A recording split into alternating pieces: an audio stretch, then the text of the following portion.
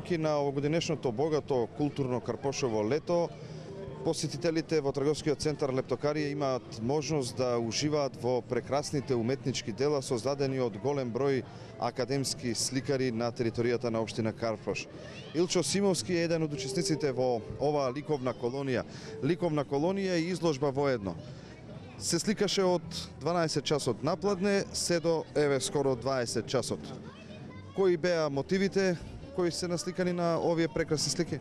Па добро, мотивот е слободен избор на секој автор. 15 на автори академски ликовни уметници кои што се на територија на општина Карпош, зема учество во оваа еднодневна колонија која што се случува по трет пат на територија на општина Карпош во склоп на Карпошово културно лето. Сето ова што го гледате тука како материјал е повторно финансирано од нашата општина и делата како наш слободен избор остануваат, да кажеме, грубо во фундусот на општината за потребите на општината за понатамошни изложби.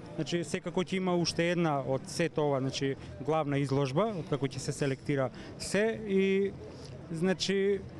тоа е еден момент кој што мислам дека се случува само на територија на општина Карпош, за наша среќа, нели?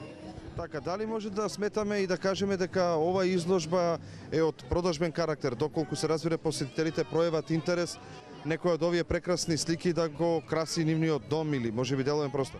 Па не, како што веќе кажав, сепак се ова за потребата на општината, тоа е наша одлука како таква, како така и организирана оваа манифестација, и сите дела се дел од нашата општина. Каков е интересот на посетителите? Каква е реакцијата кога ќе ги погледнат овие прекрасни слики? Колку можеме да кажеме дека конкретно зборуваме за општина Карпош и за жителите на оваа општина, колку буквално карпошовци имаат талент за сликање?